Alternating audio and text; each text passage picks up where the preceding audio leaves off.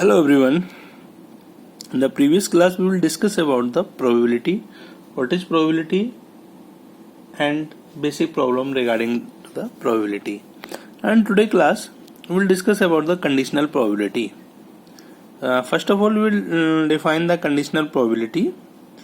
The probability of the happening of an event E1 when another event E2 is known to have already happened is called conditional probability and denoted by probability of E1 oblique E2.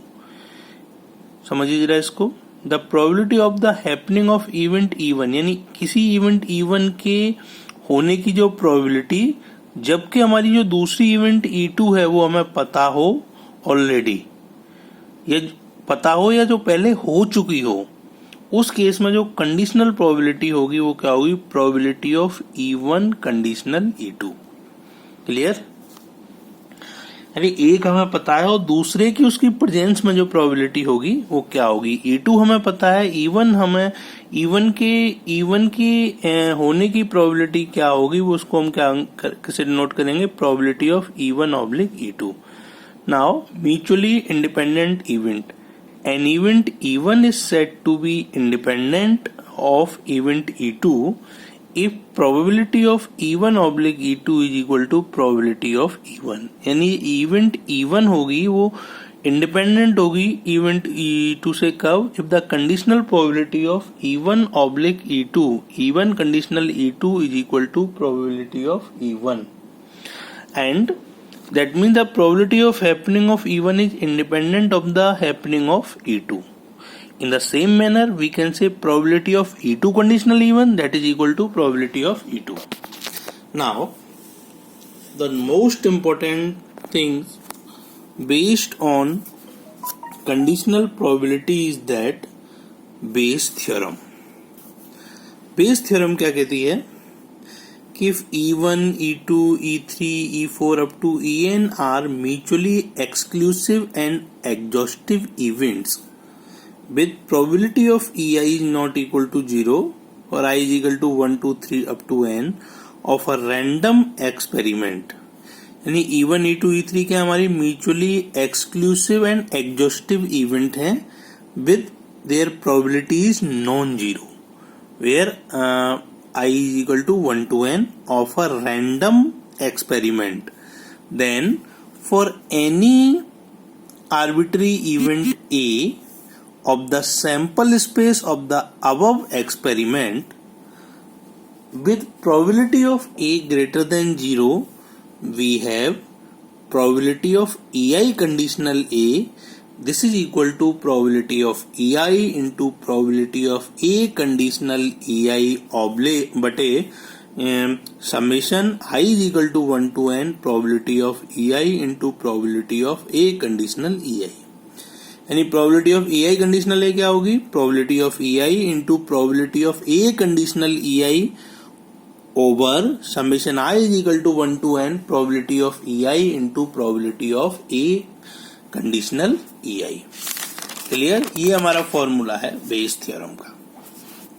अब जितने भी questions होंगे हमारे वो सारे इसी पर base होंगे.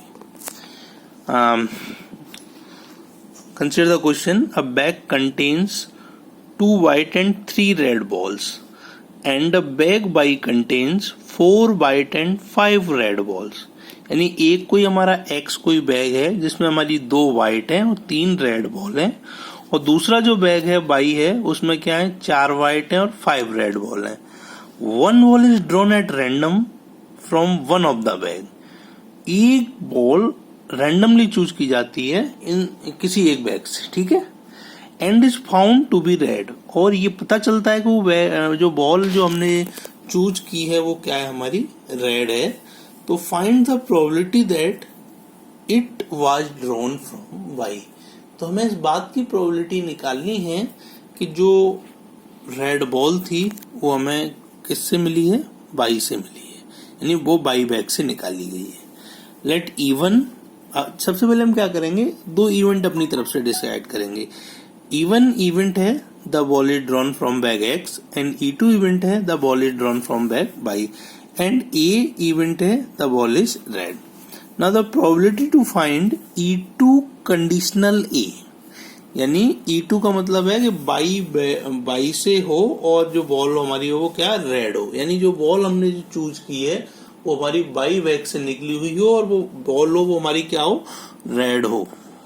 Therefore, by Bayes theorem, probability of E2 conditional A, this is probability of E2 into probability of A conditional E2 over probability of E1 into probability of A conditional E1 plus probability of E2 into probability of A conditional E2. Since the bags are equally likely to be selected, therefore the probability of E1 and probability of E2 both are same, that is 1 by 2. Also probability of A conditional E1, that means probability a red ball is drawn from a bag X. और total कितनी है उसमें ball X में, 2 white और 3 red है, total 5 है. तो उनमें से रेड बॉल की आने की प्रोबेबिलिटी कितनी होगी, 3/5. And probability of A conditional E2, इसका मतलब probability a red ball is drawn from a bag Y में कितनी है, टोटल 9 है. तो और रेड के आने की प्रोबेबिलिटी क्या होगी, 5/9. Hence from equation 1, probability of E2 conditional A, this is 1 by 2 into 5 by 9 over 1 by 2 into 3 by 5 plus 1 by 2 into 5 by 9. This is 25 by 32. I think it's clear. Let's see one more question. ध्यान से सुनना. In a Bolt factory machine, A, B and C manufacture 25%, 35% and 40% of total of their output. 5, 4 and 2% are defective bolts. A bolt is drawn at random from the product and is found to be defective. What is the probability that it was manufactured by the machine B? हमने क्या किया, सबसे पहले event बनाई. Let E1, E2, E3 denote the event of the bolt selected at random in manufacture by the machine A, B and C respectively, and let H denote the event of its being defective. तो probability of E1 25% है 0.25, probability of E2 35% है 0.35 और probability of E3 40% 0.40. Now the probability of drawing a defective bolt manufactured by machine A, that means probability of H conditional E1, that is 0.05, 5%. Similarly probability of H conditional E2 कितनी हो जाएगी, 0.04, 4%. And probability of H conditional E3 कितनी हो जाएगी, 0.02. Therefore by Bayes theorem ये हो गया probability of H conditional E1, probability of H conditional E2 and probability of H conditional.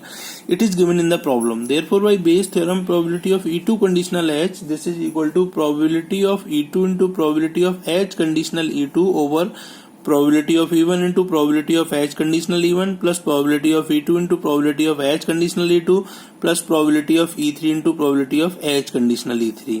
तो probability of E2 conditional H कितना हो जाएगा, probability of E2 कितना 0.35 into probability of H conditional E2 0.04 over 0.25 into 0.05 plus 0.35 into 0.04 plus 0.40 into 0.02. It becomes 0.0140 over 0.0345. This becomes 0.41. Therefore probability of E2 conditional H कितना हो गया हमारा, 0.41.